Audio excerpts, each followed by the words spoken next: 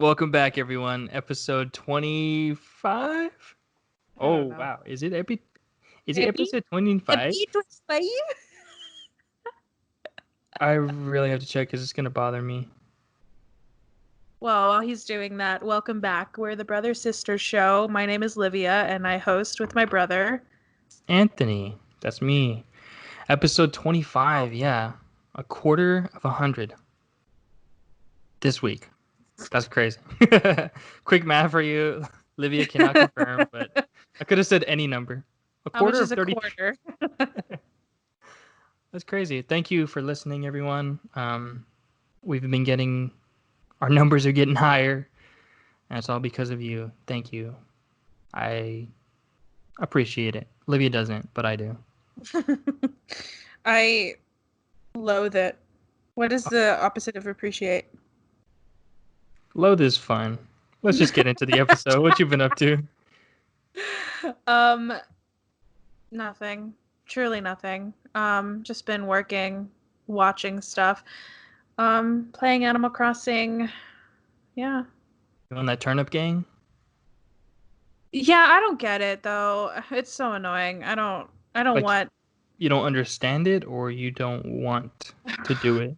I don't want to do it. I just don't get the appeal. You can just make money in different ways.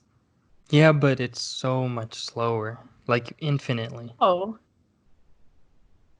Okay, so this Do is... you shake them trees? Catch them No. bees? No. With You don't shake you... trees? No. Why? I only do it... This is There's the so Animal many Crossing... fun little I don't know I'm doing this. There's so many fun little surprises in there. Not guaranteed, though. What do you mean? Yes, guaranteed if you shake every single tree. Yeah, but the risk isn't worth the reward. What Here's what you risk? do. Here's what you do. What's the You get risk?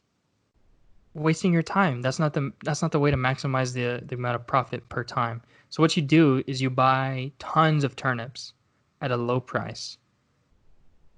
This is the Animal Crossing financial section. And you sell them for a high price. I Okay? know how it works. I'm not an idiot. By the sound of it, you didn't know how it worked. And you No, make I do. I money. get it. I get it. I just don't get it. Like, I don't understand why that's fun. To me, it's more fun to go and shake them trees and, like I said, catch them bees. No, Because you can catch the wasp now. So there's no risk. it takes forever. No, it doesn't. It takes This if is you do it, that's literally what I do when I wake up or when I'm like about to log in. That's what I do. I shake them trees. But how much? How many loans have you paid off? Like 3. You could have done that a lot faster. How long have you been playing the game? I like the long game. I love playing. First of all, I was playing Animal Crossing before you even born, motherfucker. Like I know what I'm doing. Don't even Obviously, you don't if start you're with not me. you doing the stall game. I don't want to. All right. Before we get into fight, let me. This podcast is about to end. Okay, so it's just different. It's about the style of game that you like to play. I like to walk around and do the manual labor, and you like to play them Win. I like stocks to and be win. lazy. Yeah. All right. But other than that, I have 2 things that I watched. I've been watching so many other things, but like these are the 2 that first came to my mind, and they're actually new things that came to Netflix and Hulu. So I watched this movie called The Half of It, and it's actually it's like a romantic comedy. I think it's a comedy. I don't know. It was like a romantic movie, I watched and it it was last actually night. pretty cute. Did you like it? Uh, I didn't like the guy. He Me looked like neither. he looks like the Grinch. He kind of looks like the He kind of Grinch. does. Or he actually kind of looks like a Simpsons character to me. Mm, yeah, with like the mouth. He looks He like was Homer's. sweet though. He was sweet. But Yeah. it was a good movie though. It was all the advertising is like a romantic comedy like you've never seen, kind of like, kind of different, and it kind of was. Oh yeah, that's It the was a only thing different I'll setup. say is like it didn't end how I thought it was going to. No, not at all. And But I it watched was it last night, and fresh. it was fresh. The longer I am from when I watched it, the longer it gets, I'm more appreciating it. I don't know. It was all right. Did you watch it with Kayla? Yeah, we did a Netflix party. Did she like it? Yeah, she loved it. She Yeah. really liked the guy. Like when he this is kind of spoiler territory, but when he like gave her the guitar and he was just like holding his hands Oh close to his yeah. chest, she really But liked he that was part. sweet, and I think my favorite, the reason I like that movie is because I the romantic part of it was like it was still engaging, but my favorite parts of the movie have to do with their friendship. Like when he showed up and Yeah, she wasn't there, and he like, but and the dad was like, she's not here, but he was like, oh, I came to see you. Like I thought that was really sweet. So he yeah, won me over. I was like, he looks. I just don't like that he looks like he's dumb, but he wasn't dumb. He just like was dumb about women, and But anyways, I like that dynamic a lot, that like friendship dynamic. yeah. Oh, and the end was so cute. But yeah, I think I would definitely recommend if you want to watch something like warm and fuzzy. That was a pretty good movie. And I started watching a show on Hulu called Normal People. I think that's what it's called because I've been seeing a lot of like stuff on social media about it. Like I saw one thing that made me want to watch it is I saw that people were making fun of Noah Centineo's recent Instagram post.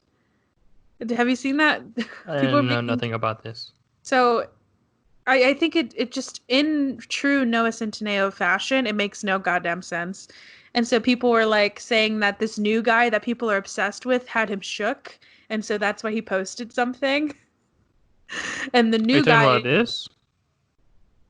yeah, but it's the like caption maybe? This caption says comment an emoji for this photo. No, no, no. It's a different one. When It's like did a you long wake up? Oh, a long one? it's like longer.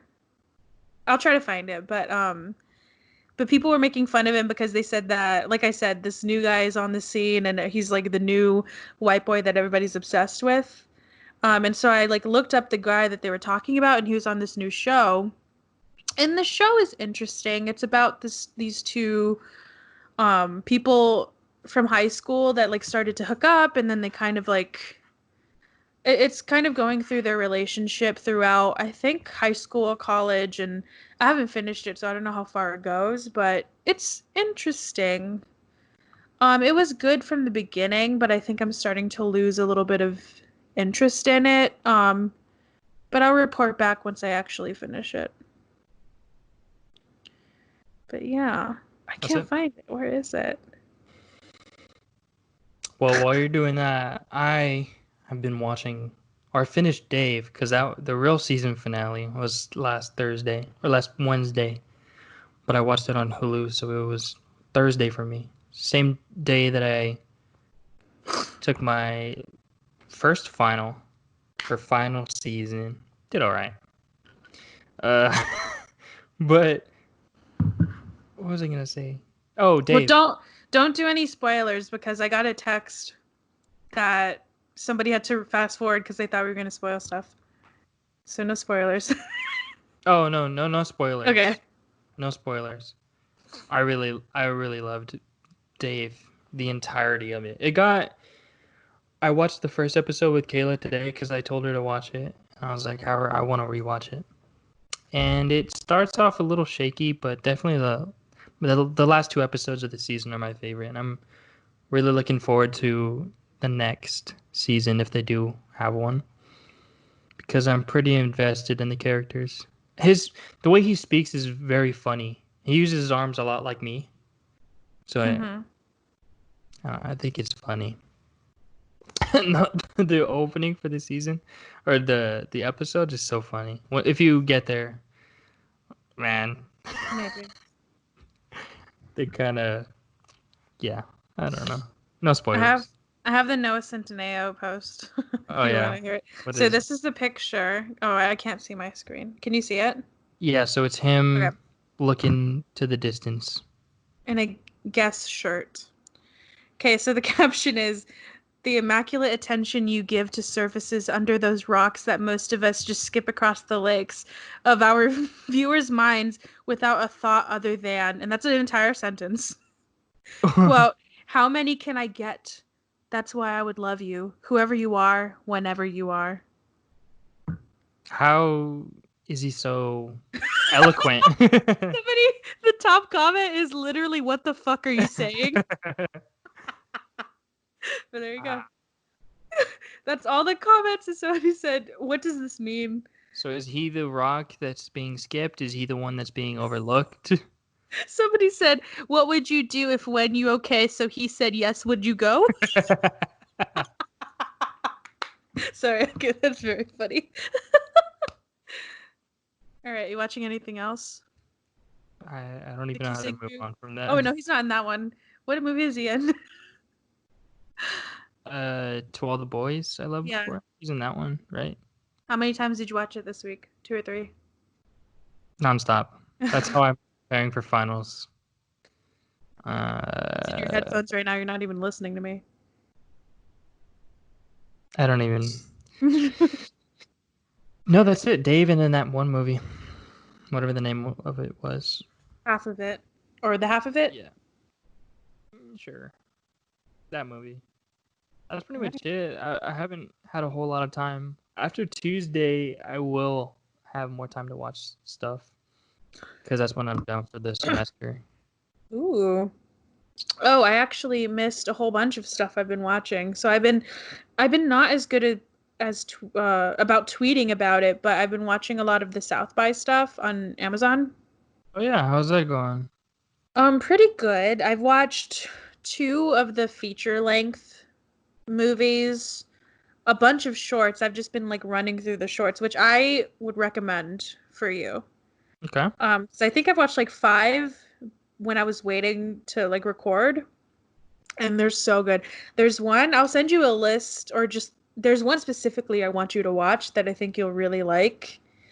But yeah, I'm going to watch probably all of the shorts by today, and hopefully I can finish the rest of the feature lengths by the time they take them off of Amazon, which I think is like soon.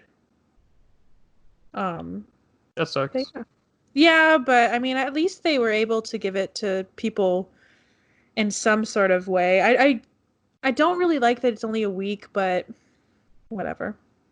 And I mean, Amazon, so here's another rant, but Amazon Prime, their interface, I think that's what you call it, right? The like app or the whatever, it fucking sucks. I hate it so much. Amazon's and Hulu's. Hulu's is the worst. If I had to rank all of them are bad, but Hulu is bad. Netflix is not bad. Netflix is pretty bad, but Disney it's not Plus is pretty good. The thing that I'm annoyed about is that so Sinister was just added to Netflix. That's another one that I watched recently, and I love that movie. And so I was annoyed that the only reason I knew it was on Netflix again was because I follow the person that the writer and director of it, and he said it was on Hulu, on Netflix. And shouldn't it be on the recently added? Like, why don't they update that? And why don't they know by my watch history that I would want to watch that? It just is so stupid. I've always had a fight with the algorithms, but it's so dumb. Hulu is bad. I think Amazon Prime is the worst one. The absolute worst of all of them. I don't know. Hulu's bad. Hulu's isn't as bad, I don't think. It like prevents me from wanting to go on their site. And I hate the scrubbing thing, how it's a vertical line. And it's like, oh, I don't like that. You watch it on phone a lot, though. I watch mostly on my TV, so that's like my perspective of it. Yeah, my phone and my laptop, and it's just dumb. Or my iPad. I haven't been utilizing my iPad as much, but I did watch the end of Dave on it. But I want to. But the Netflix phone app is way better because you can categorize by genres. Yeah. With the TV one you can't. So all of them on the TV suck, and I don't understand why it does. You have so much money, and all of it all of us using it is contingent on your interface. And like we're still going to continue to use it, but that's why I think a lot of the movies or stuff that they, or even the shows that they take down, the reason they do that is because of viewership, right? But I feel like a lot of the viewership and why it's down can be directly tied back to its interface and the algorithm. Yeah, bad Because they don't, UX, UI goes just bad. all over. Yeah. Sorry, I need to stop ranting on this episode. Guarantee no one from Netflix, Hulu, or any other streaming service is listening. But... No, but I want people to like, I think there's a strength in us, like, there's probably one person out there that's like, this sucks, but I don't know why, or like, I feel like this sucks, but nobody else talks about it. We're with you. And that's partly why we do this, maybe. I mean, that's usually whenever I do pick the movies, I try to find ones that you normally wouldn't see on your feed. Yeah. Those hidden gems, but yeah. All right. Well, before we cut to Jason, I want to try Yeah. something new. I just thought of it now while you were ranting. But so every Friday you do on our Instagram at Brother Sister Show, you'll say, "Hey, send me a mood, or how are you feeling right now?" A mood or a genre is what I A say. genre. And Livia will recommend movies because she's really good at that. So, but we never hear back. Like you've never heard back except for Dad last episode. So I think Yeah. it'd be cool for you guys to tell us how, if you watch something that Livia recommended, to let us know, to reply, say, "Hey, I watched whatever and I thought blank," and we can say that here and talk about it, because Yeah. I would love to know. Because I don't mind either if you watched it and you were like, this is not what I was looking for. yeah. Or even if you want to say, "I've been watching this and you should watch it and talk about it on the podcast." I feel like this would be a good time because we talk about what we watch, but we don't give you guys a chance to talk about what you watch. Yeah. So I want to try to implement that. That'd be cool. I feel like too, I really like doing this thing now because I think they're mostly your friends, so they can correct me. Oh, I accidentally liked that Noah Centineo picture. That was an accident. But I feel like some people are starting to challenge me. Yeah, But I saw like one of them. it. It was like apocalypse comedy. That was a That's a pretty, good like. one. It took me Did a you? while. I thought of uh, what's the one with Jesse Eisenberg, and he's a sleeper agent. Gosh, I watched this very recently. It's with American Ultra? yes. I feel like that's not really an apocalypse one, but I felt like when that was the first thing that popped in my mind. Oh, see, the first one that popped into my mind is I think it's called This Is the End, Yeah. but that's not available on streaming services. So I think I told her End of the Apocalypse and Zombieland. Oh yeah. A classic one, and then one that they probably never heard of.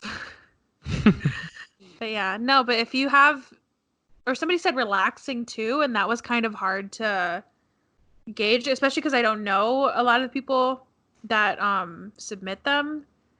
So that one was really challenging, but I put Chicken Run because I just feel like that movie relaxes me. It's just a really nostalgic, sweet little movie. Yeah. But yeah. But yeah, that's a good idea. And we can read that Right after we on talk about what we say. Yeah, and I would love feedback, or if you're like, hey, I watched this, but I didn't like it. I was kind of, or I when I was looking for this one, this was suggested to me and I like it. Just whatever. Whatever comes from any suggestion that I give, let us know.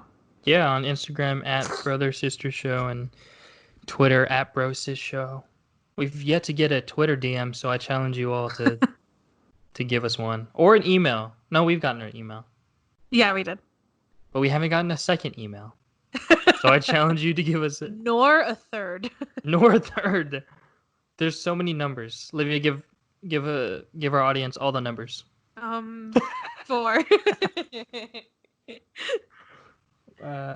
Yeah, that's pretty much it. Oh, now we'll cut to Jason. So our guest our very special guest for this episode is an old friend of mine that I went to high school with. He was on our robotics team, and he's really smart. His name is Jason Perez, and here is him. Hello, we're joined here with Jason. How are you? Pretty good, I'd say. Like I said, got a lot of sleep. Just turned 18. That was pretty big. Whoop whoop. Ooh. That's awesome. Yeah. And Do you feel different? not really. I was actually expecting for like a sort of like, I don't know, like a definitive emotion or like feeling of transition, but now I'm just like it's just like I'm just still 18. Like I'm 18. I don't know. I don't think I'll feel it until I probably go to college. I feel like that's when that will come in. Also, I feel like quarantine is probably making it feel less special because I feel like what can you do when you're 18? Is it buy lottos?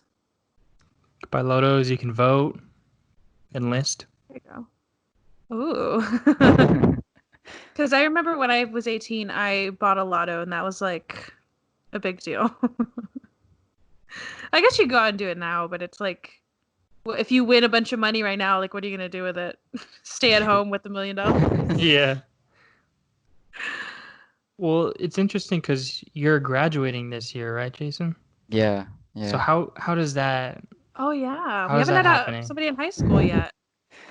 Well, I always look forward to graduation. I guess prom as well. But I wasn't. I don't know. I wasn't too involved with it. Like I knew it was something to happen, and I was looking forward to it. But like I never felt too attached to it. But now that it's kind of gone, I feel like I miss it now.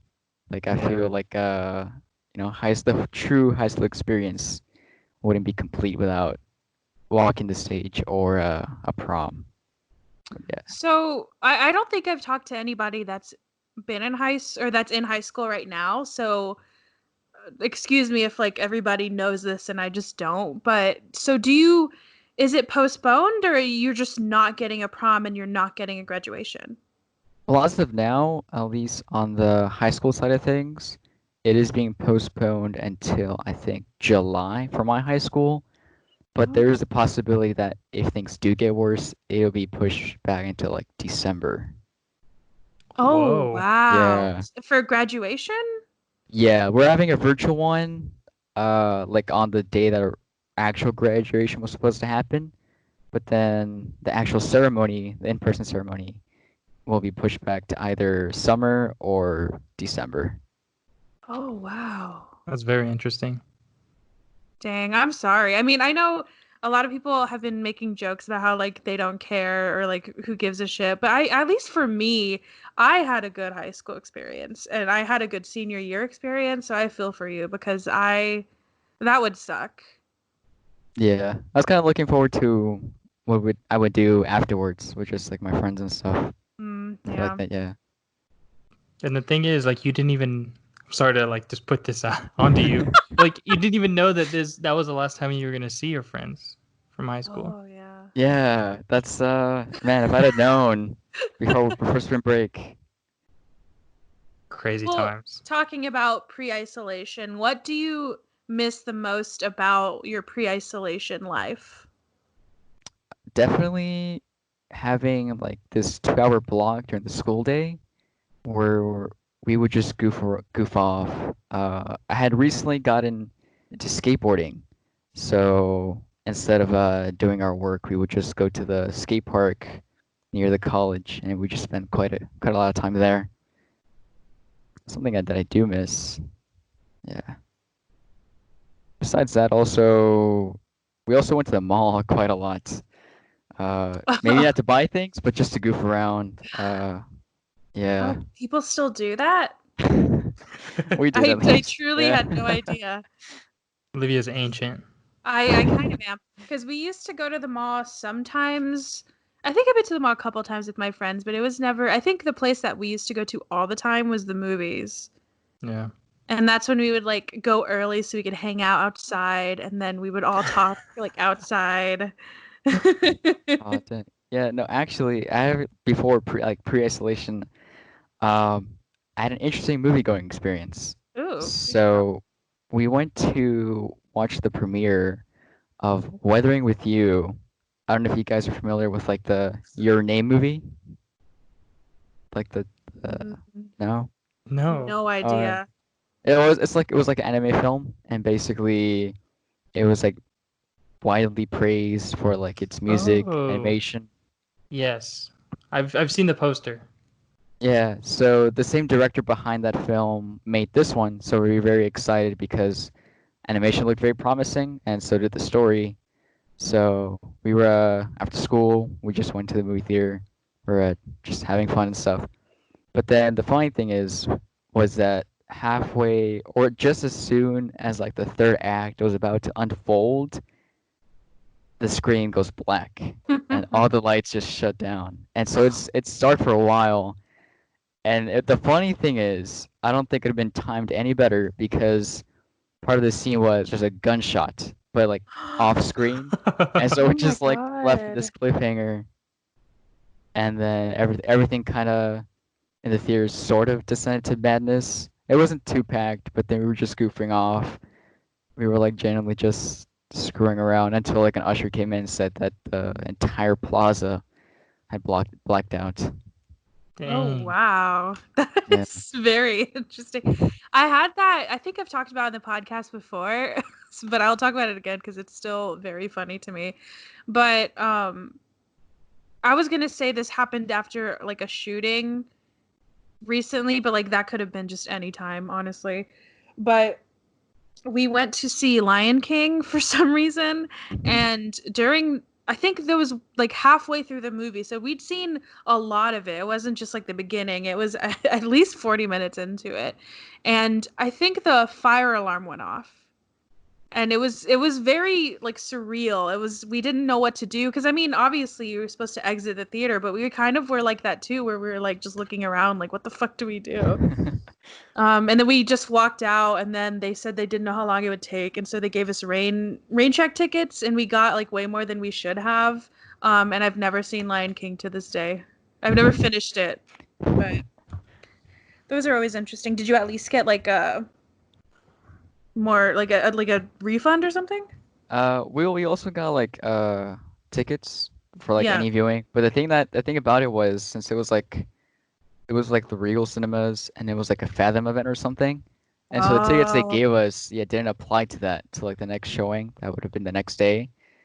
So I wasn't so for the next this like a second part to the story. I wasn't there, but I was told about it.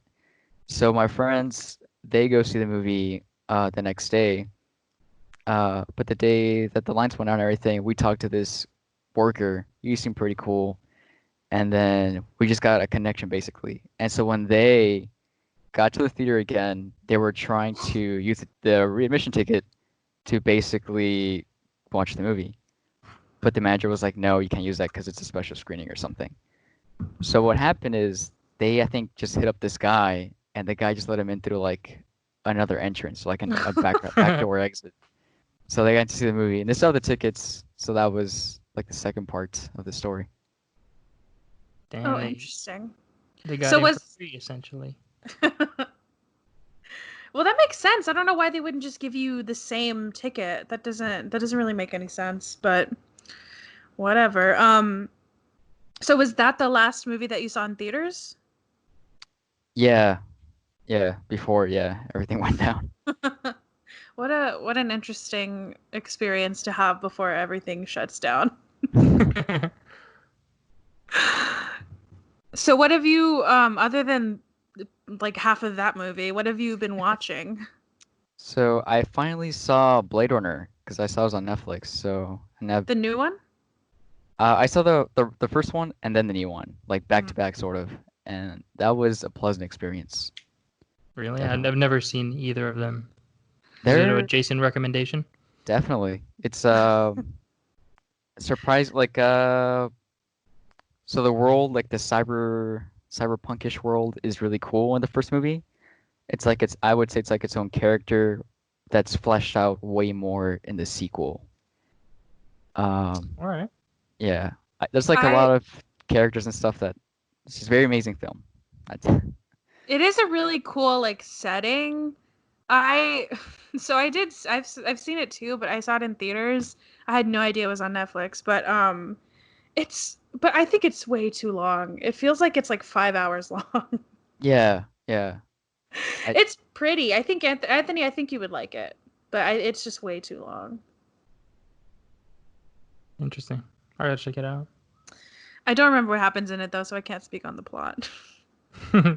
Because I it was just 5 hours long. Yeah, because like I think so. The thing that annoys me about long movies, because there's a lot of movies that I like that are over 2 hours, but the thing that annoys me the most is when you have a 2.5 hour long movie and there's so many scenes where it's just like shooting like the landscape, and that scene is like a minute long of just music and like slow motion, or of just like that was my problem with, well, one of the many problems with that Batman versus Superman is that movie is so goddamn long and they have so much slow motion in it. Release the Snyder Pick cut. pick one or the other. Like don't have that much slow-mo and then make me watch a 3 hour long movie. But yeah. That's just my thoughts on that. I haven't seen it in a while though. Maybe if I watch it again. I was also semi-drunk, so maybe if I watch it fully sober, it'll be fine. I feel like your question towards Jason was just a ploy for you to rant about Batman versus Superman. I didn't know you would say Rick. Well, anything else, or is that like the most recent thing?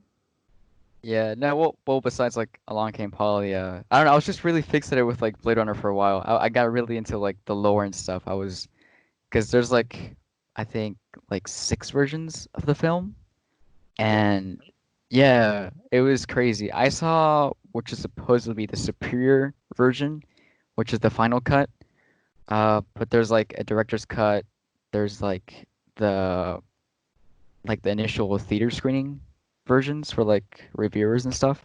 Yeah. And then like yeah, so there's like multiple versions, and apparently they're each kind of quite different.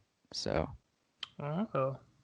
No And you said you Snyder cut. watched no Snyder cut. You said you watched which one? I saw the final cut. That's the one that's on Netflix. Oh, maybe I need to watch that one then.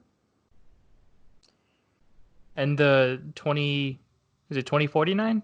Yeah, Yeah. 2049. That one's on Netflix too, or you just No, I actually rented that one. okay? Yeah. Oh. Mhm. Interesting. I always wonder why. So I always wonder if I should watch different cuts of movies, because I think before I knew a lot about movies, I didn't realize how different the cuts were. Like I thought they would just be like this director's cut just has an extra scene in it, so I didn't understand why they re-release it. But I've seen movies where I've seen like a different cut, and I was like, oh, that movie is. It makes so much more sense now that I've seen a different cut of it, you know? So those are very interesting. It's funny that you say that because I've seen the extended cut for Batman versus Superman. I have as well, and that's the one I'm talking about. Oh well, that's Because- not the. You're dumb. That's not the theatrical release. That's not like. I don't know. I don't know. You're just dumb. How? If you saw No, that, I then mean- you shouldn't feel like the theatrical cut is cut for a reason. It's cut for time for this, for the stuff that is too long, that they felt was too long. If it's the extended cut for a reason, that they wanted to include all of that. But what I'm saying is that the extended cut should have been the theatrical cut, because either way, I think both versions of the movie are terrible, but one of them makes more sense than the other. Because whenever I watched the extended cut, I was like so annoyed because it was so long, but I was also like, oh, this makes so much fucking sense. Because the first one is basically just gibberish to me. Yeah. But I feel like we always get to this conversation.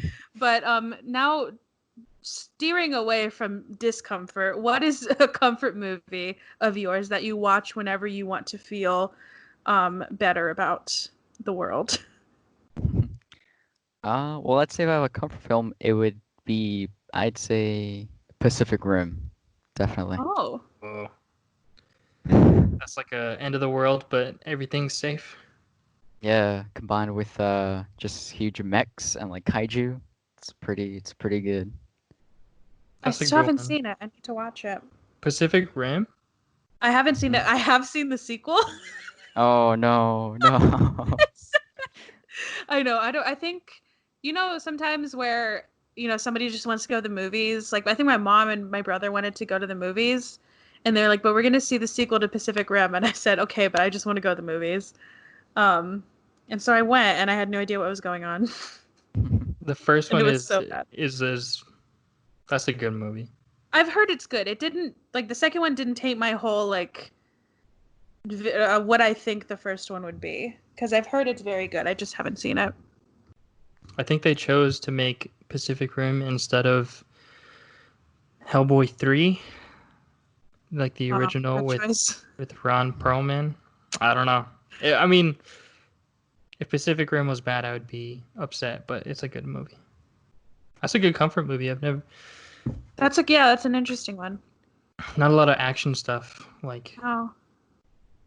You usually hear of like a rom-com or a comedy or something funny. Yeah, Is no, it well, I funny think though? it's I think like the protagonist. I forgot his name to be honest, but like he has like a few quips and just stuff like that. Makes him a fun character. yeah. Yeah. Interesting. All right, well that's all I have. Anthony, do you have anything else?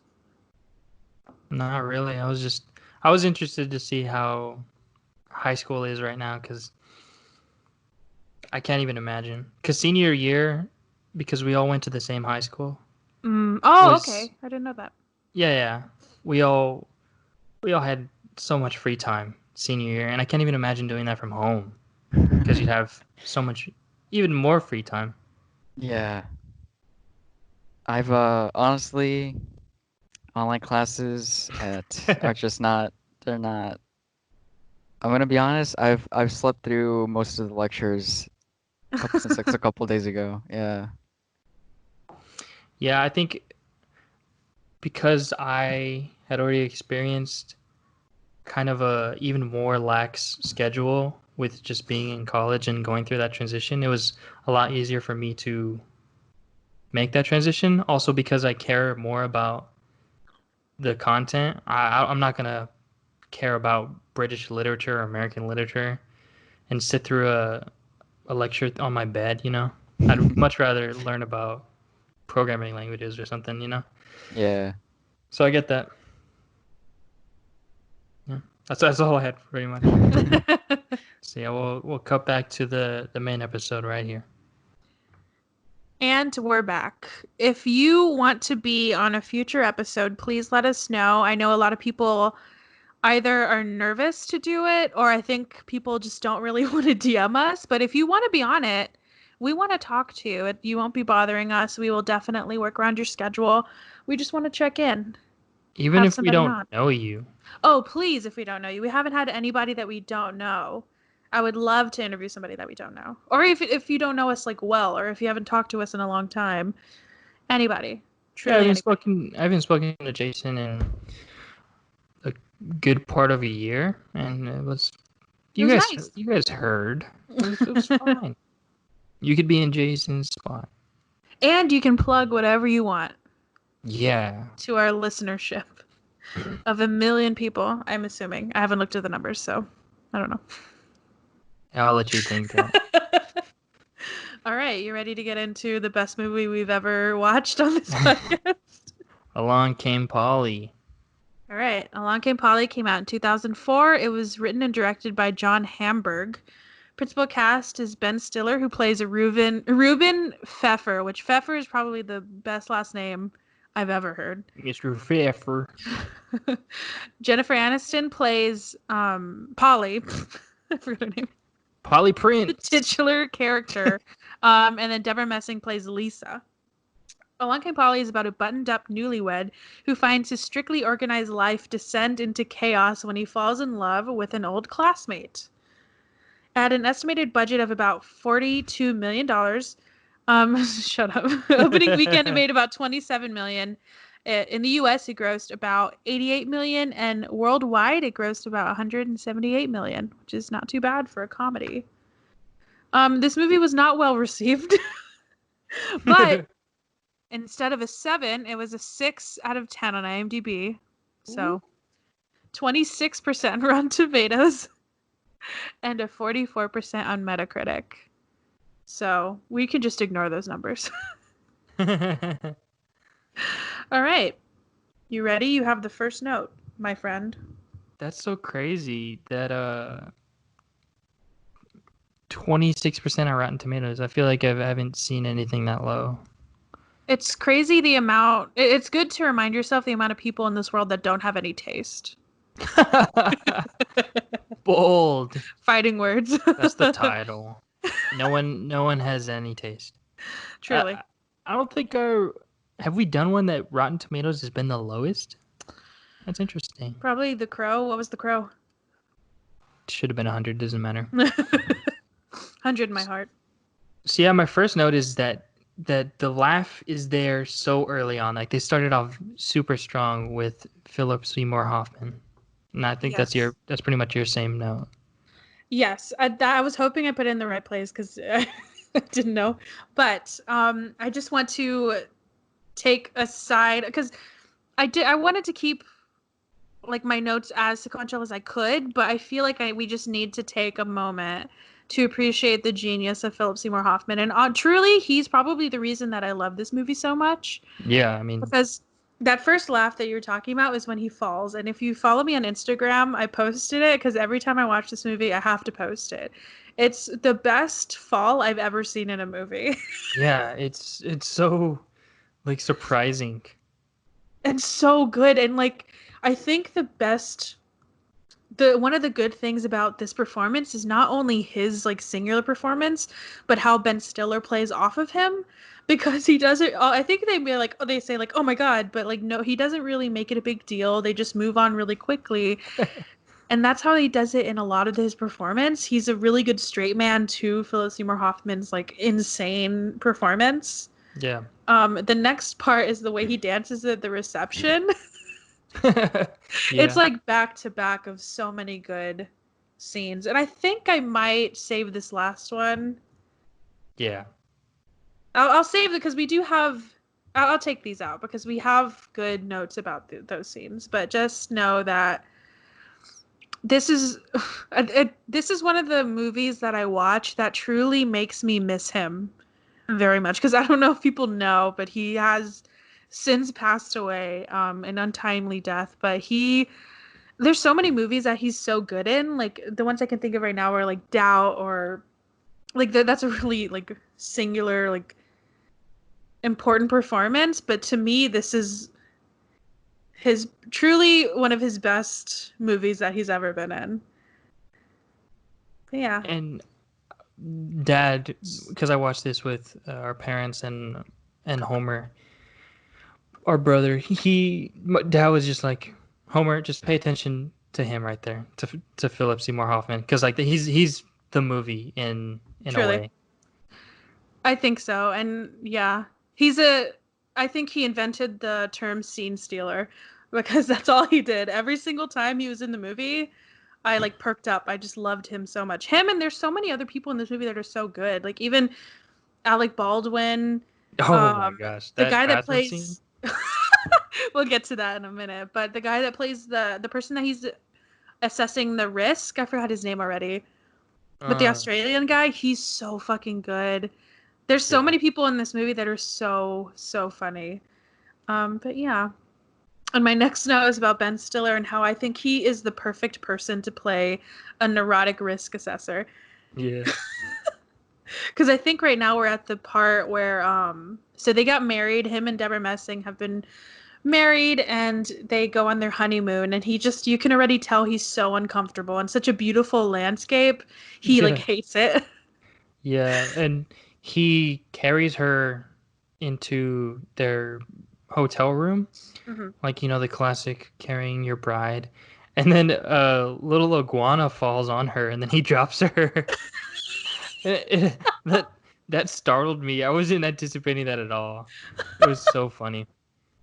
and that's like first 10 minutes. The two of the main characters in the movie falling was one of the funniest things. So good.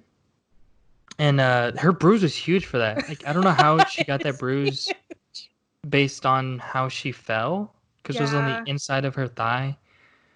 I feel like it'd be on the other side where she actually fell.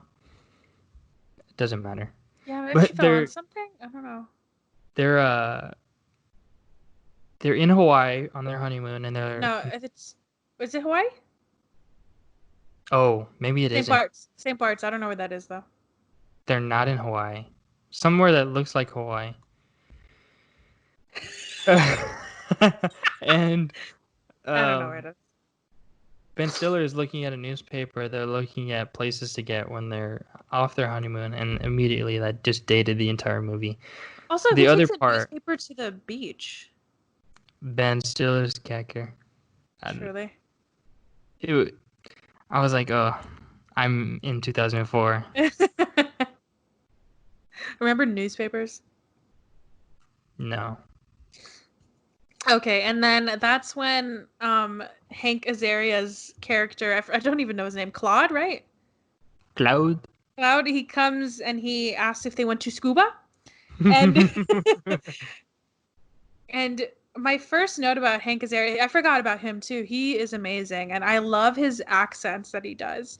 But I think my favorite performance of his is in a movie called The Birdcage. Have you seen it, Anthony? I don't think so. Oh, that movie, I've seen it recently. It is so good, and he is fucking amazing in that movie. If you ask mom and dad, I think they've seen that movie a lot too. He is so good in it. He's so And good of course in he's this in one. yeah, oh my god. Just the way he would say, "Do you want to scuba?" No It's way, amazing. Jose. Like when he'd say "No way, Jose," I think he said it like that. And the story about the Ipo? Everything he said, it took you a while for you to understand it because of the ridiculousness of his accent, how heightened it was. But when you did, it was just super funny. And he's so like the way he acts is so like straight on too. Like he doesn't make it is silly obviously, but he doesn't make it super silly. I don't know. Yeah. It's very, very good. I watched some blooper reels. You have some? Yeah, of the scene where he's a scuba instructor and he's asking them to go scuba diving with him. And Ben Stiller's character doesn't go, but Lisa does. And so they're standing next to the boat, and Ben Stiller's like, "Hey, come over here." And he talks to him. He's like, I love this woman. Take care of her." And he's like, I can't even do the voice. What does he say? I can do it. But he's like, of course, like I'd take care of her like she's my own flesh and blood. Like, I don't know. I would do it so wrong to do I that. don't remember it, But I can imagine. in it's obviously a blooper reel, so the only one that's breaking is Ben Stiller, because Hank is he's just in character. Yeah, he's super professional about it. It's so funny. I don't know how, because Ben Stiller is obviously the straight man throughout the entire movie. I don't know how he did it. Yeah, with Alec Baldwin, with Philip Seymour Hoffman, like how the fuck he must have been so tired by the end of the day trying to hold in all that laughter, because that would be so hard to do. Yeah, that was So props to him. there was a bunch of scenes or outtakes where they in that bathroom scene. Which we'll get to. Okay, and so after, like we said, Ben Stiller's character Ruben, or how he said it, Ruben. So Ruben leaves to like get their room ready, and first of all, I hate that scene because it reminds me of you, because he never closes his damn mouth. It's always open. When he's like laying out the flower petals. And he comes back like dressed all nice, trying to, woo his wife back to the room. Some champagne. And she's having an affair with him, with the scuba guy. And I was wondering, because I know they have the flippers on, but did they actually go scuba diving? Like, how far did this adventure go before she decided to cheat on her husband? She just married. It's their first day of their honeymoon too. Day. And so he leaves, and that's a really, I think I accidentally, oh, you had a note, but you had a note, but you deleted it about the car. The car that obviously he's super mad and he leaves, and he gets in a really small car. It's like a Jeep almost, but Yeah, I don't know. it's like a regular car, but the back is cut out to be open like a Jeep, and it's Yeah. super funny. I just want that car. And he reverses, and like I have so many nightmares where I do that. Where instead of like going forward, I accidentally reverse into like a river. I truly have had so many dreams like that, and that's probably why, because of this goddamn movie. But yeah, he leaves and he's a sad boy, and then he goes back to work, and they're first like they all know because his mom just like tells everybody apparently. Because the boss went to the wedding, so I guess Yeah. she told everyone. I forgot about that. Mazel, good things. Yeah. But Alec Baldwin is so funny. This is the first time, I think, because he had a speech where he just like was very inappropriate. But this is the first scene where he's fully in it, and he has a lot of dialogue, and it is so fucking funny. So they're both in the restroom. Oh, because Ruben has to go to the restroom, so he's like, "Oh, I'll go with you," which already is a bad idea. And everything in this scene is so funny. I took a note of everything. So when they are starting to pee and he farts, and then the pain in his face when he's trying to pee, and how he goes behind, he like touches his earlobe while they're peeing, and then he also massages his back. Oh my god, or his shoulders. The stream that Alec Baldwin had is so like as he's shaking it gets like it's so spotty. Yeah. And I just hate just talking in the restroom. I'll sometimes if you go to the restroom, there'll be people talking. It's the most annoying thing. You're not in there to have a conversation. I don't know, especially because I feel like there's this stigma in the women's restroom where like they go to the restroom because women go in packs to talk. I don't know what girls do in the restroom. Yeah, I've talked to many women while I was in the restroom Hype that I each know other and up. that I don't know. Hype each other up. The men's restroom, it's very the opposite. You go in there, you do your business, you get out. And the fact that Alec Baldwin was just like, let's have this entire conversation in the restroom. I would hate that. And I feel like as that being that character, Ben Stiller is just, you can feel that discomfort that he has. And when he touches his ear, that is everything I fear in my life. And it's honestly just as bad as a wife cheating on you. It's so gross. Oh man, that's such a funny scene though. Truly love it. And then after Ruben gets back, he goes and hangs out with Sandy.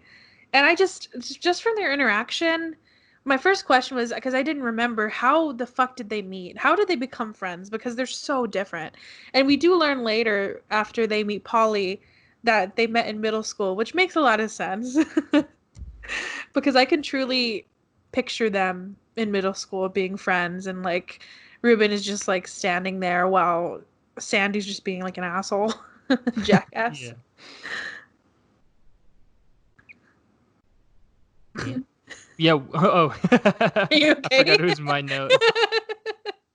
You just blacked out for a second. I did. So yeah, they're hanging out and they're watching. His wedding video. Yeah, they're watching a wedding video and he's talking about him, and he comes in. What's his name? Sandy. Mm-hmm. Sandy comes in with the film crew, 2 dudes, and he's like, "What did he say?" I forgot what network is recording a show. Doing a True Hollywood Story. Yeah, so they're following him and recording, and one of the cameramen is Kevin Hart, which blew my mind because he looks so tiny. He looks like a toddler. So young. Yeah, it's crazy. And then they decide to go to an art show that Ruben doesn't want to go to, but I forgot why Sandy wants to go. Anyways, Oh, he says So, in the elevator, like with all the other art people, he's like, the art sucks, but the dude has good weed. oh yeah. And then they pause and he's like, "Oh, I'm so horny." And then there's somebody fixes the elevator. Yeah.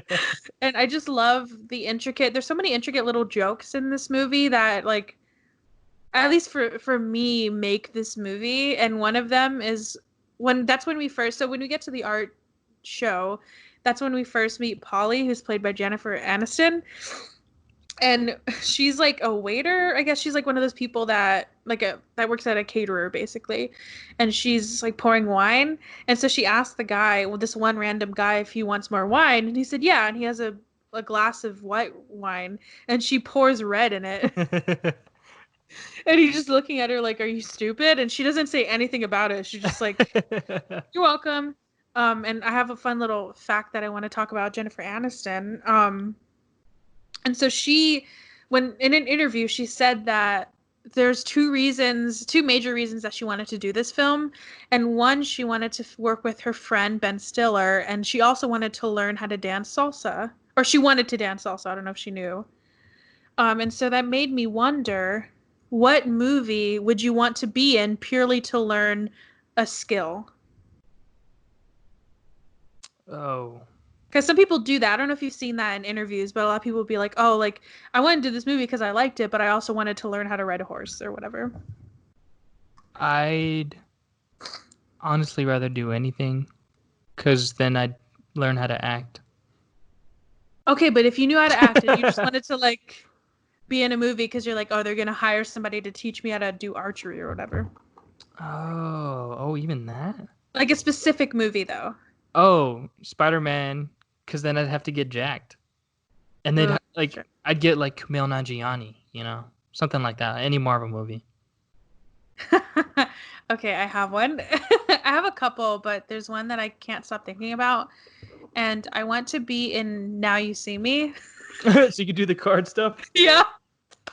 Well, I just want to learn, like, because I just want to learn all of the skills. So, like, Sleight of one hand. of the girls, she had to learn. Isla Fisher had to do, like, she was more of a kind of a David Blaine where she would do, like, performance stuff.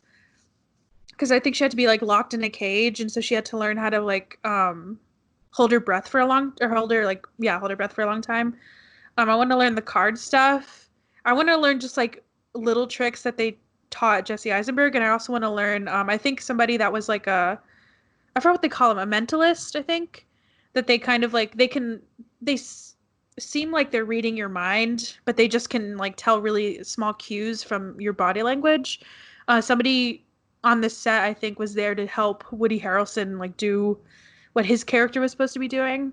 So I think that would be cool. I don't know. I want to be paid to get absolutely shredded. That would be cool. There you go. That'd be cool. Or like at least maybe if you learned how to do, at least for Spider-Man, you would have muscles, but you would have muscles that actually do stuff. Because I think some of these people, they'll get muscles for vanity, but at least for that, I think you have to be able to like jump and do like flips and stuff. Or what would be cool is to be in like a racing movie, so you can learn how to drive real well. Oh, like Baby Driver?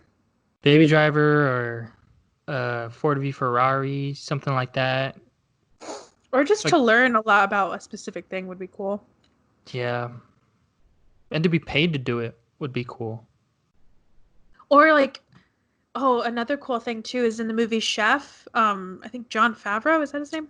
Oh, yeah. He's friends with the guy now, but he had a chef basically teach him how to do a bunch of stuff because he wanted to be able to do it in those close shots where he's making like the grilled cheese or making whatever. He wanted to be able to do it himself. So that would be cool. I take my answer back. That definitely, because I don't know how to cook for anything.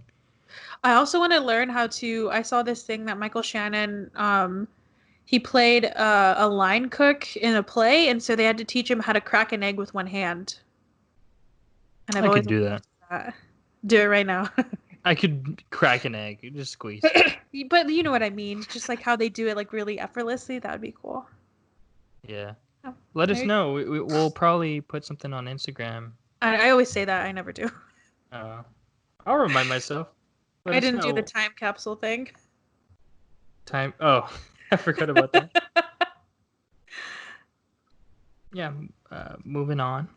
Oh, so Okay. when they go into the art gallery, they play this movie, as we said, is very nostalgic for our family. They play Black Eyed Peas. What the hell? I What didn't the even hell? catch that. I as soon as I heard it, as soon as I heard the instrumentals, I was like, why am I'm being thrown back into elementary school, into middle school. And yeah, the reason I picked this movie is to rediscover that nostalgia that I had forgotten because I didn't remember a whole lot in this movie. But when Seymour Hoffman says that he just sharded, that's like a classic. That's like That's big in truly our like family. one of the building blocks of our entire family is that scene. Yeah, and it's so uh, effortlessly delivered. He's so serious and he's so amazing about it. And he has to explain it too because he says, "I just sharted," and Ruben's like, "What do you mean?"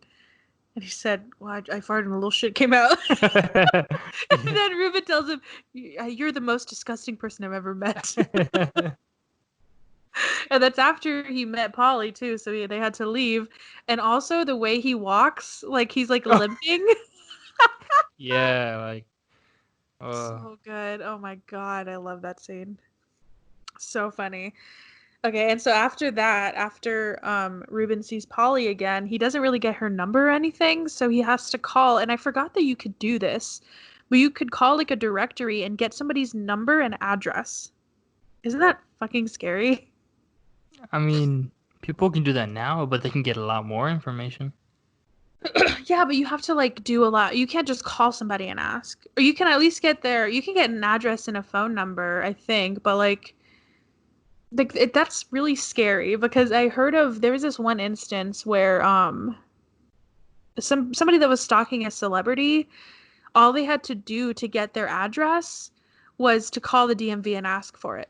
They didn't have to provide any sort of proof. They just like called and asked, "Hey, where does..." I forgot what actress it was. It was a long time ago, but like for instance, if I wanted to call and ask like where does Ben Stiller live, then they could give you that address. Wow, Yeah. And I that don't sucks. yeah, it's fucking scary. But yeah. So anyways, in this movie it's quirky and it's not really a problem. And that's also funny. I love the scene when he calls her, but then he hangs up and then she calls him back. Oh yeah, And it's because the answering machine. I didn't understand this, but if you wanted to see who called you, you after they had hung out, you just Star do star 67. 69, 67. I guess, yeah. Star 69 is when you don't, I think you press that and then you dial the number and it doesn't show you. It shows like unknown or some or blocked user. Oh yeah, and And then star 67. 67, I think, is when you call, it dials the number again. You wouldn't know. No. And then it cuts to Ruben going to, because Sandy is in a community play right now during this time, and he goes to see him rehearsing. And my God, I would give anything to see that play because he's so they're doing Jesus Christ Superstar, I think, Yeah. and he's not playing Jesus. He keeps saying he's the star of it, but he's playing Judas, which I've never seen it, so I don't know how big of a part it is. But he keeps singing during the main guy's part, and he keeps calling them amateurs. It's so goddamn funny. Because his character was he was playing bagpipes in an old movie, Which is basically the Breakfast Club, but it's called like something Crocodile crocodile. Tears. Yeah, gotcha. I didn't know that. Mhm. If you look at And the poster for the Breakfast Club, it's the same poster but with different people. oh, that's funny. And then I guess this is after. I don't really remember this timeline, but Me they go and neither. they play basketball, and every time Philip Seymour Hoffman takes a shot, he says, "Make it rain!" He says Like like that. something different. Or he said like white chocolate. That yeah, yeah, but it always that was the only one that was different. But it always has to do with rain. Like he's making it rain, let it rain, He nothing also but never rain. makes a shot Yeah, ever. he doesn't make a shot. And it's like really bad. It's so bad, and they must have uh bump that audio of it hitting the Oh. backboard because it was so loud.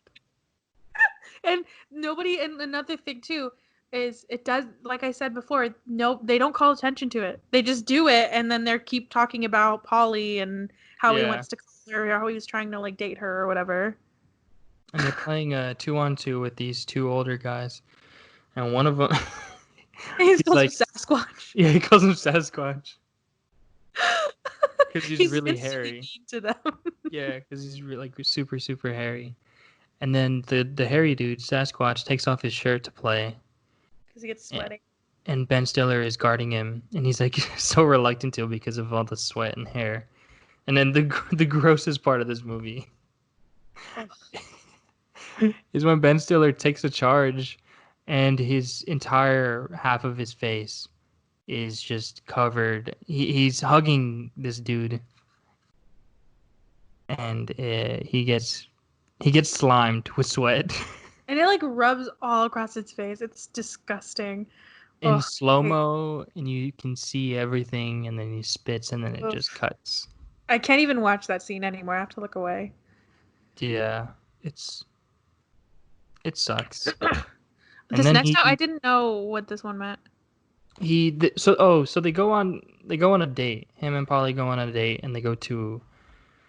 You find out that Ben Stiller's character has IBS, or irritable bowel syndrome. And Philip Seymour Hoffman's like, you can't go to an ethnic place because you're gonna shart. Oh, and fun fact, the place that they're talking about, that pizza place, y'all have been to it. Is it really? That's what Mom and Dad said last time I watched it with them. Well, or they were trying to figure out. Yeah, we don't know if we've been there. So it's called. I guess I don't know. It really makes me want pizza tonight, though. Even though the pizza was greasy and it looked disgusting when he was dripping it, it looked really good. Yeah. I don't know. We think we've been there because it looked very similar, but I don't know. All of New York kind of looks the same. Mm-hmm. There's like a lot of pizza places too. They actually filmed it at a real pizza place. True. I don't know. It looked like it, but there's a lot of pizza places. There's tons of them. So who knows? But so they go to this place to eat. And super spicy food, and Ben Stiller is super, super sweaty, like drenched. And that was my next note, is the amount of sweat in this movie is unsettling. I really hated it. Oh my gosh. Yeah, it was gross. And they finish dinner, and they go. I'm trying to piece back these notes together because I don't. Yeah, I didn't know what that meant. Was running into the wall like the ferret? Yeah, the ferret. Oh.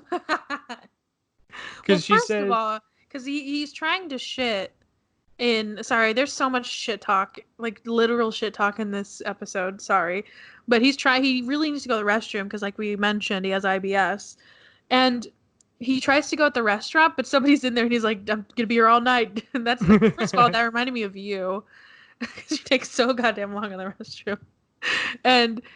Then they're trying to go, so they go to her place, and you can tell because he's like, I mean, I can empathize with the feeling he has because he really has to go. But like, what would you do if this is the first time you're going to this girl's place or seeing her in a while, and you really have to take a shit? Like, what would you do? Because I don't think I would have ever went inside. Yeah, but I would rather shit my pants than like embarrass myself like that. I'd honestly probably just come clean and be like, hey, I gotta go, and it's gonna be bad. So I'll talk to you later. It's gonna be bad. I don't want you to be here for this. Yeah. Honestly, you'd probably hate me for this. What I'm about to do should be illegal. Should be illegal. It's a sin. It's a mortal sin. I have to repent for this. I'd do that, honestly. Yeah, I guess. But you go to her apartment. They go to her apartment. He decides to go in, and it's like kind of trashy. And she has a ferret, and he calls it a rat. And she's like, "Oh no, this is what's its name?" God. He's old. He's kind of blind, and cut to the ferret running straight into the wall. That's one thing I'll say is the timing and the editing is so perfect. Yeah, that's pretty good. I hope that was like a fake ferret. I hope they didn't actually make it run into the wall. Oh, I'm sure. That it was fake? No, I'm sure they took that leash and just yanked it. Oh my God, can you imagine? That would suck. Nah, they probably used a fake one. It crunched up It like a looked fake fake. one. Yeah, it looked really fake. Its length went in half, so I think. I know, I was honestly kind of bracing myself when I looked at the fun facts for it to be like, they used a real ferret and he died on set or something. I was so scared. So he goes, and he runs out of toilet paper, which is something you check to begin with. I Of don't believe, course, always. especially in that scenario. Well, I guess, I mean, if you think about the severity of what he needed to do, he probably didn't. That'd be a second thought, maybe. That's true. But even Also, then, what are you gonna do at that point? You just leave? you ask for more. Oh yeah, that's what Sebastian said. Well, I don't know why he didn't ask. That's kind of on him to use one of the. It was a nice towel. Yeah, why would you use that? And then he tried to flush it. Why would you flush it? And so obviously it gets clogged and then it overflows and she's like, what the fuck is going on? Because he turned on the shower. It's all a mess. And then it cuts to them because she opens the door and he's like plunging, but his pants are like down to his ankles. And so it cuts to him leaving and she like gives him the loofah, obviously, because like why would she keep that? Like yeah. But then she calls him and they go out again. And I think I skipped a lot, but it was probably kind of boring. But I skipped to when they're going out, and then one night she calls him and she says, she's like it's a really cryptic message. And I told Sebastian, this is probably what I sound like. 'Cause she's like, so you should come, but I don't know if I'll be there, but you should come. Maybe I'll be there. I don't know. Yeah. And then she tells him to wear comfortable shoes. And I said that I picture if like Kayla told you this, I picture you like rolling up in some Crocs. That's the equivalent of what he did. Some nurse shoes. I don't know what the fuck he's wearing. Some Skechers. I haven't worn Crocs in a very long time. Let it be known. On the record. Dang. I also don't know what this part is. Is this when they were dancing? Yeah, because so he's dancing and he's just stepping all over her feet, obviously because he's not a good dancer, and he was reluctant once he found out that it was salsa, and she's like, okay, well I'm gonna dance with this guy. Yeah. I don't remember his name, Oh, I forgot to. and it's like really, I mean it's salsa, so it's like really sensual, and he's just like watching awkwardly but still on the dance floor. Oh yeah. And everyone's like twirling and they're getting into it and he just keeps on getting smacked in the face by it with hair. It's all the little details in this movie. And also the theme of Ben Stiller's movies, for me at least, and I don't know if I mentioned this yet, but they always make me uncomfortable. Like they always find ways to put him in really compromising positions, and that's one of the reasons I can't watch this one of his movies called Meet the Parents with Robert De Niro.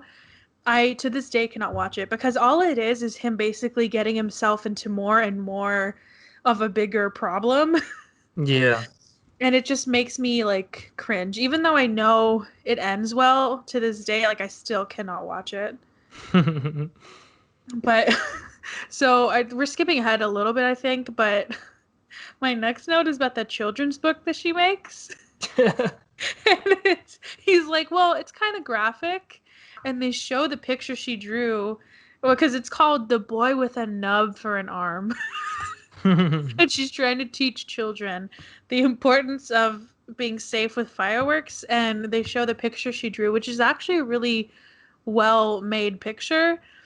And it's a kid that has like fireworks in his hand, but his hand is like cut off and it's on the floor and there's a dog like smiling at him.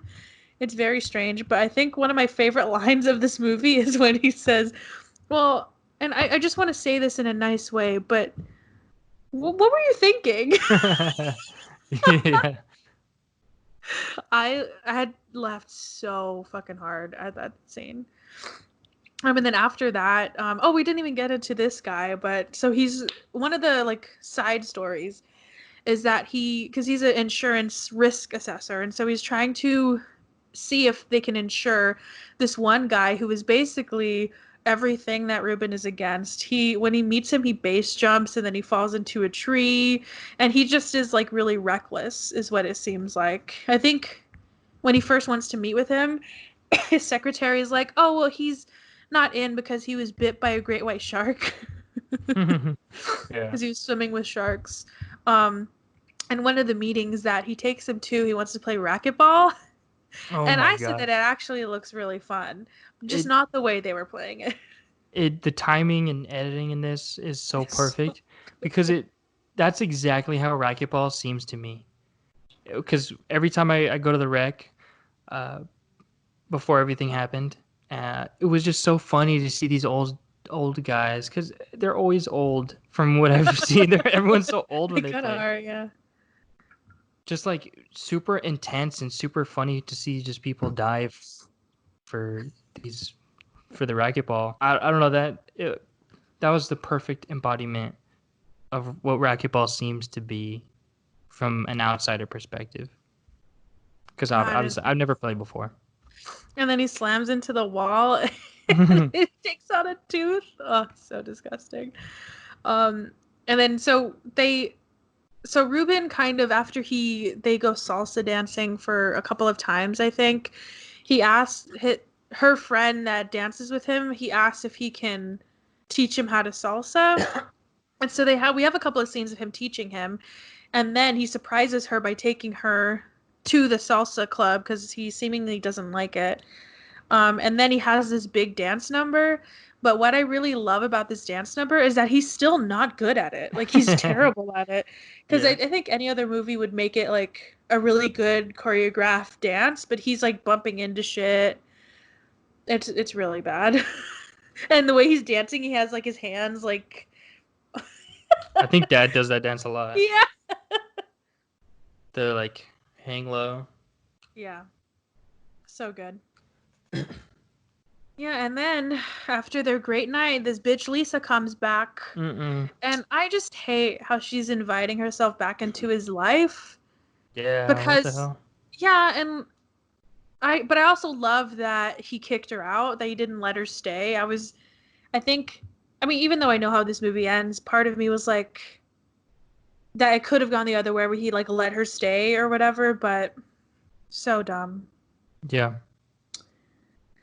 Yeah, and then I think this kind of throws him for a loop because he starts to put Polly and Lisa into his risk assessor thing, trying to basically quantify them, which is not a great idea, as you can assume, Yeah, trying to figure out who he should pursue.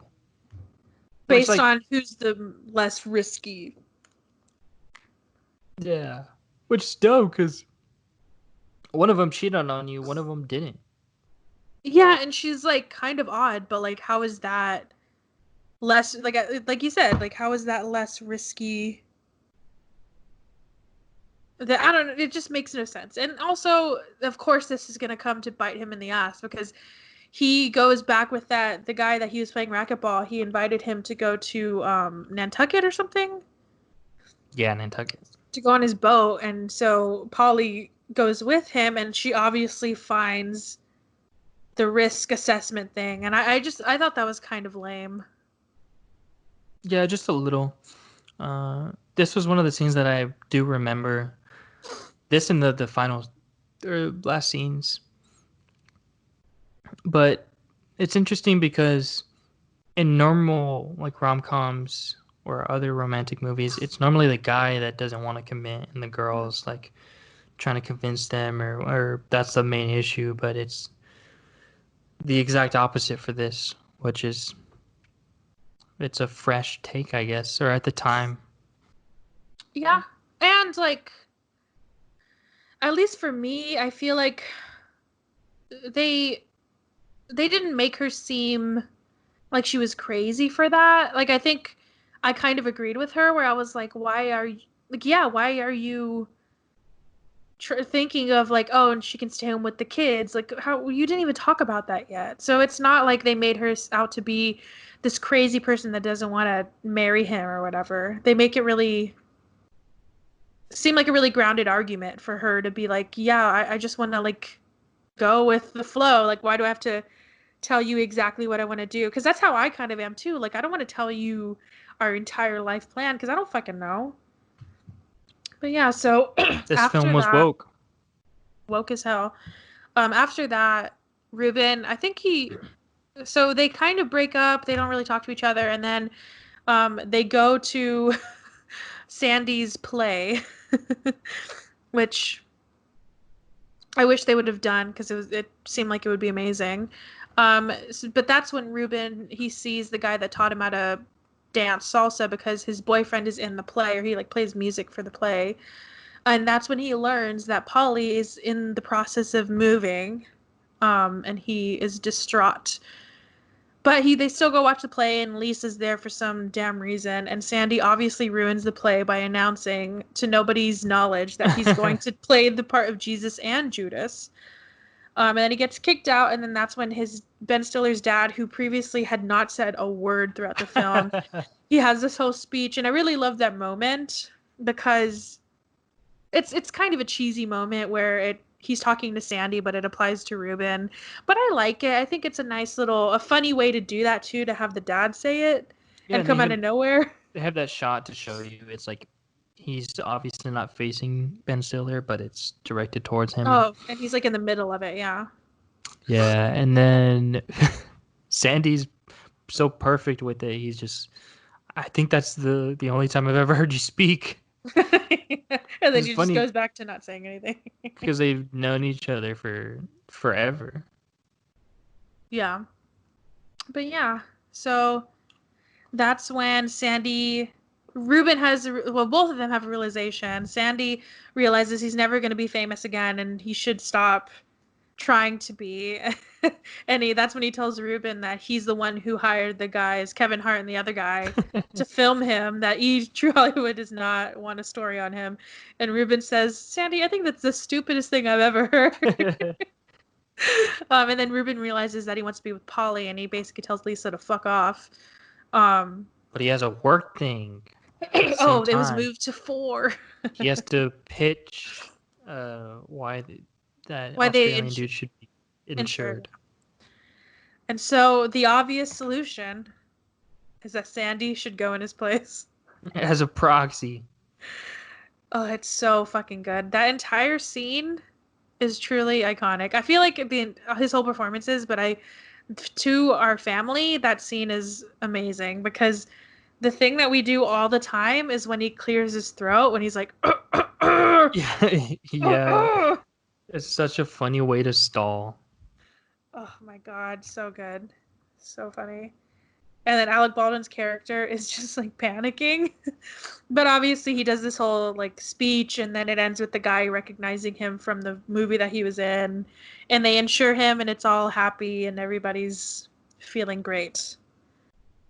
And then they Ben Stiller and Jennifer Aniston have this nice moment where he catches up with her and he's like, she pretty much says, you're not right for me because we're too different.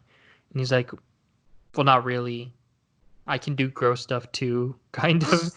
Yeah, what a weird way. He takes nuts from a street vendor and eats them because it was a little inside the little kind of argument that they had. Oh, because she ate nuts that were just like there at a bar. Mm-hmm. And she's like, well, those aren't dirty. And then he has the dude. Oh, put his hand in them. Yeah, who owns the nut street cart. And then he drops them on the ground and then starts eating them from the ground. So weird. And then they get together. And then the final scenes or sequences them pretty much in this parts. Yeah, same spot. And then Scuba Dude comes up and talks to him. He said, do you want to scuba? I don't really remember what that conversation was. Well, he was asking him if they went to scuba, and then he said, "No, we're gonna go with my friend, and it's the guy that he got the insurance for." Mm-hmm. And he said, "Well, as long as you scuba, I'm happy." Or he said, "As long as you scuba, I'm happy."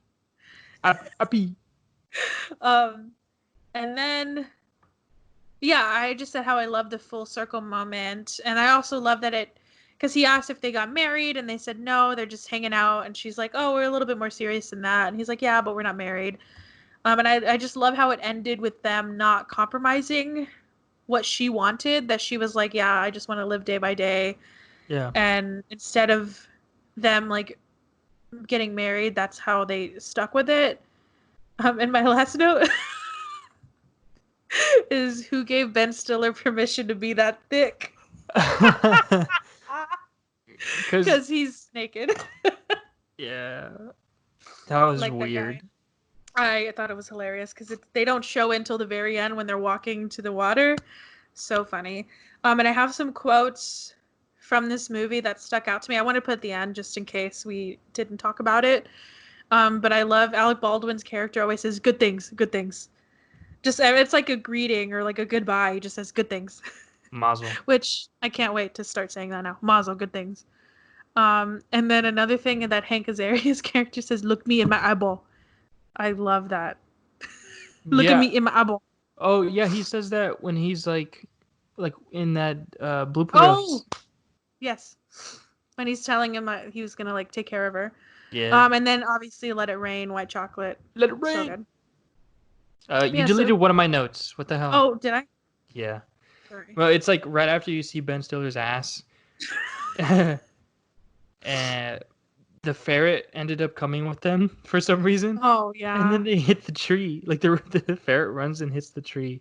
Like one more gag So before it all dumb. ends. It was so unnecessary, but so funny.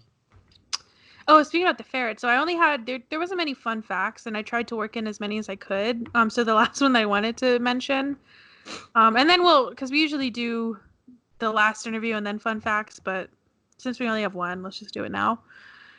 So Ben Stiller mentioned while on a talk show promoting the film that the ferret bit him a couple of times during production, including one time where he latched onto his chin, Ooh. which is very funny to me. So then, if the ferret did actually run into those walls, it got what it deserved. Oh my god. All right, so before we say our final thoughts, let's throw it back to Jason. Yes.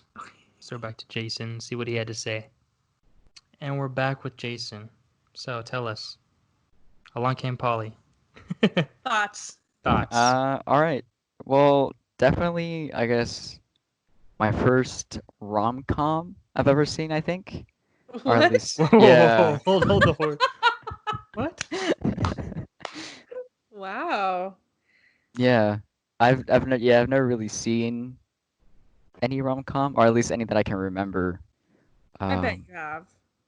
I think so, maybe, but not. It's not like I don't think I remember it. So I don't think it counts too much. Well, But how yeah, was this experience of being your first? um, disappointing. I want to say.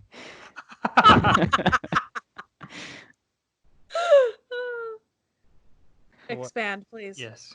Okay, so I don't know. Well, I only like somewhat smell within like a couple of gags, I guess. I wasn't the humor wasn't too spot on for me. Yeah. Some things were funny. Like I think I forgot what's funny.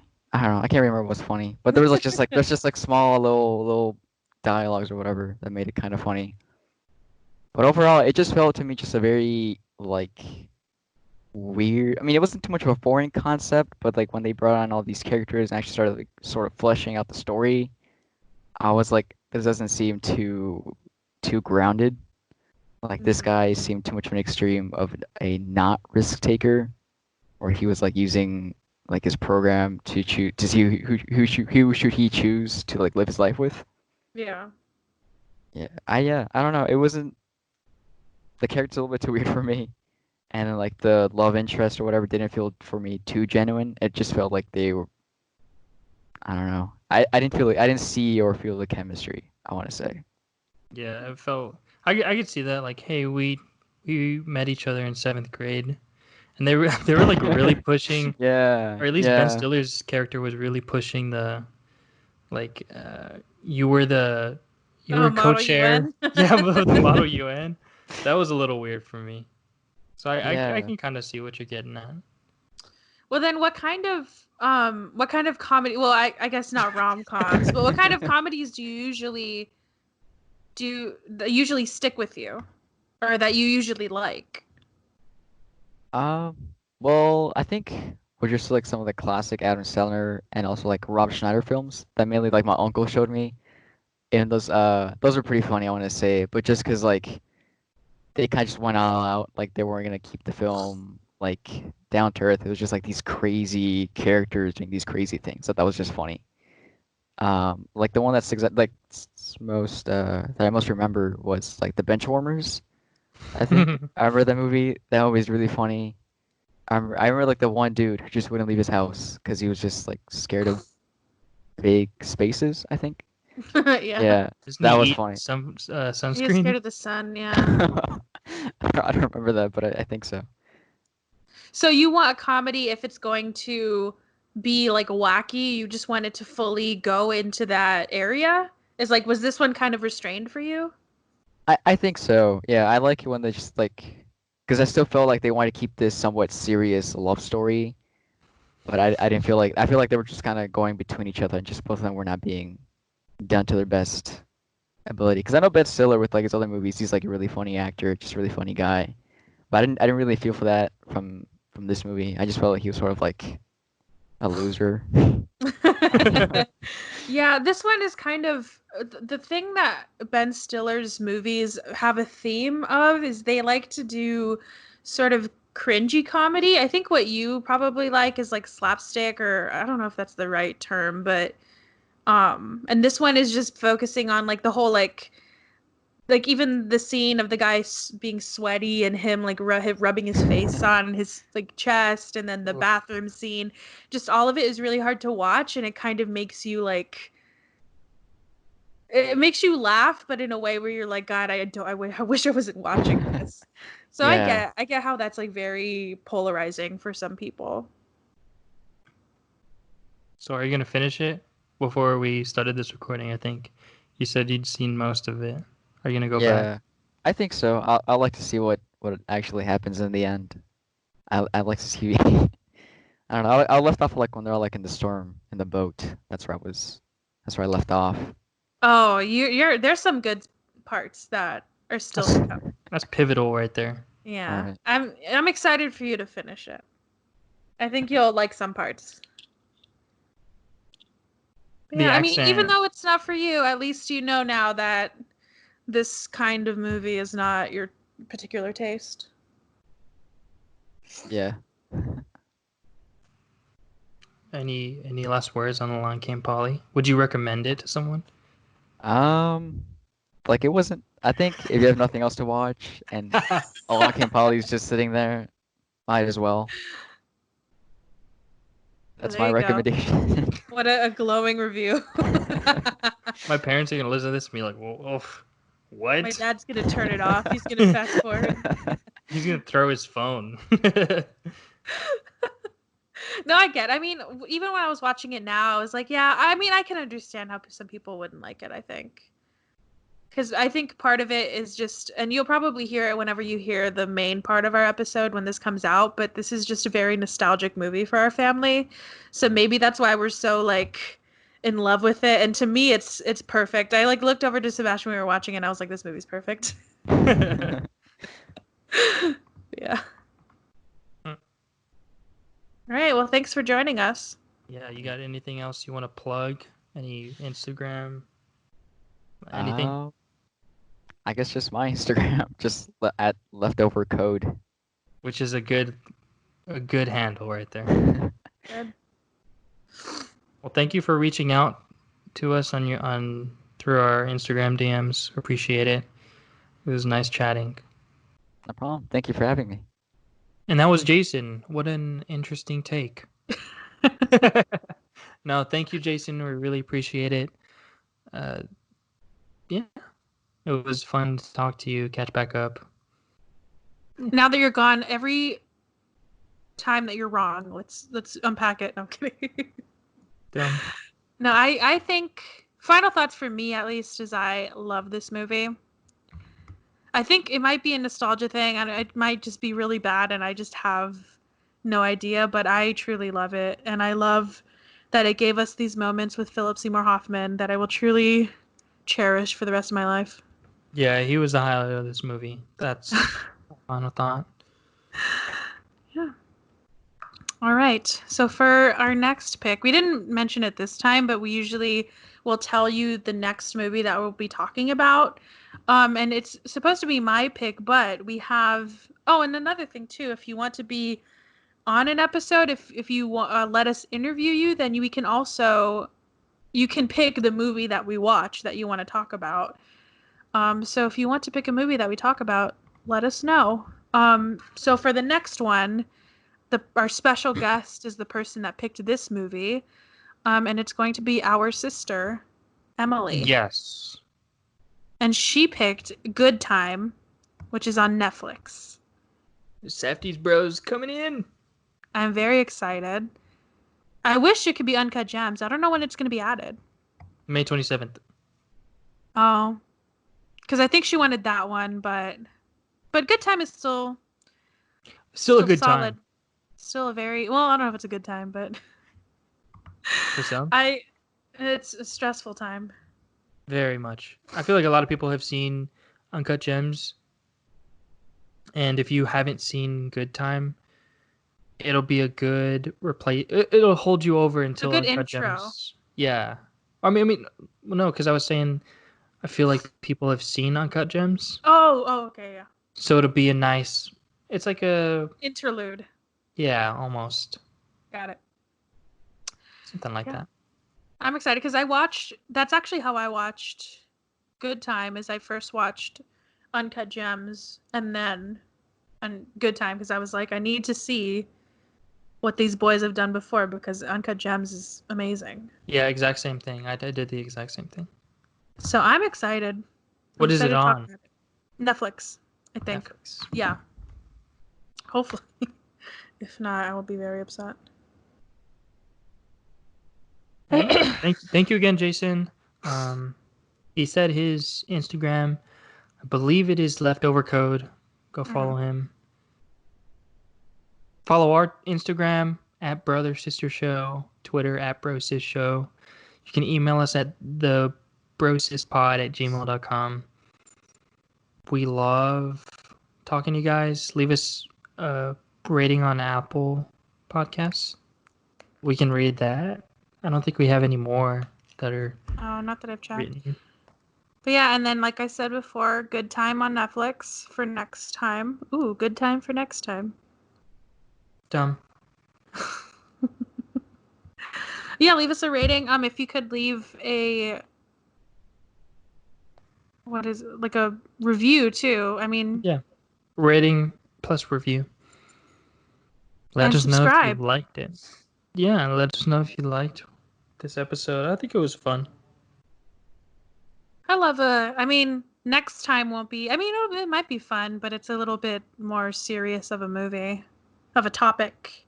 Yeah, this one was lighthearted. Yeah. That's pretty much all I got. Got anything Same. else? No, Any famous last words? I sharted. Same. All right. See you next time. Thank you guys for listening. We'll see you in the next one. Bye.